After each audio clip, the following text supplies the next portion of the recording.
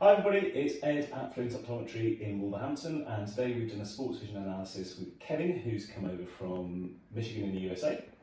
So Kevin's been in America for, on and off for 10, 15 years? Since 2006. 2006, yeah. Okay. And has been noticing a perceived issue with some eye dominance potentially when shotgun shooting. So tell us a little bit more about that. Yeah, so basically over the years I've noticed my vision sort of deteriorate, and my perception was it was an eye dominance issue.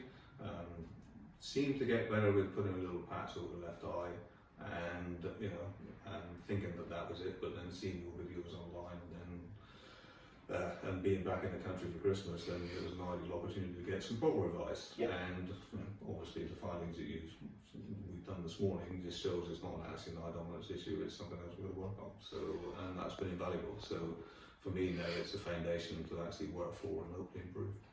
Yeah, I mean, we found some really positive things with your vision. So when we did some of the assessments, we found that your reaction time was in the 91st percentile, which is super fast, and your hand-eye coordination and your critical decision making was again better than average. We found that your target capture and a couple of the peripheral vision assessments like perception span, multiple object tracking, they were a little bit less good, and that was potentially down to having maybe a prescription in the Pilla inserts that wasn't necessarily optimised, but also having a varifocal in the implants rather than a single vision lens, but also a little bit of visual behaviour. Right. So what we found with these are really good, but we found that they're sitting a little bit low, and because they've got a varifocal in them, the vision that's at the edges of that lens is less optimal than the one that's in the centre. So some of the targets that were coming out at the edges were more difficult to engage with. So what we're going to do with these is swap the lenses from a varifocal into a single vision distance lens. Yeah. We're going to tune up that prescription as well, because one of the other things you mentioned, which was really interesting, is sometimes a little bit of difficulty in picking out orange targets. Now, the human eye will focus different wavelengths of light in different positions on your retina. So when we did the little duochrome test, which is on the chart up there, we were finding that because the prescription that's in the glasses isn't quite right, we were preferentially focused more on the green. Right. So by modifying the prescription a bit, we managed to bring that red up, which should confer to give you an advantage when you're actually shooting those orange targets. Right. Yeah.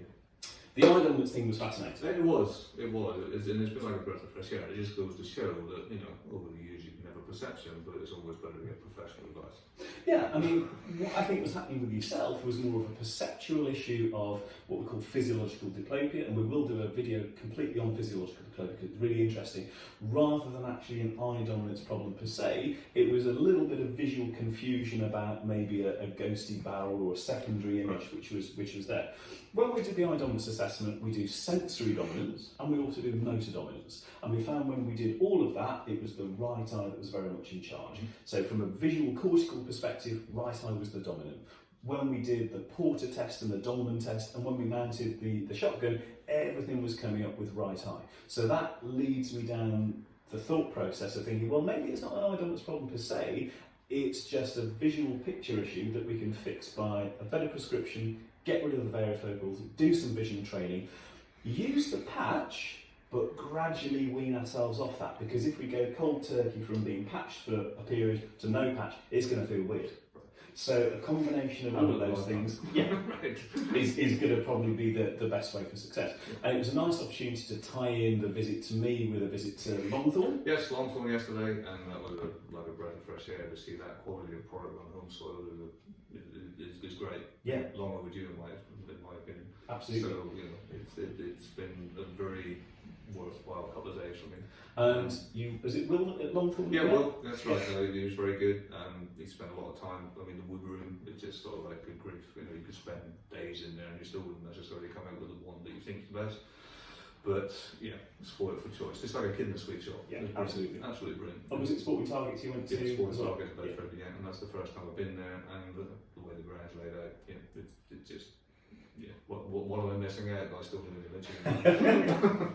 Well, hopefully we're going to get a really good result with the optimised lenses, some of the vision training, get the eye dominance problem sorted out. Hopefully a nice new Longthorn is on the cards in the not too distant future, and then we're just going to get back to Michigan and do a heck of a lot of practice. There you go. So I hope it's been worth coming in. Absolutely. Yeah, Right. it was absolutely brilliant. Thank you very much. Yeah, very welcome. Thank you very much. Great stuff. See you again, guys.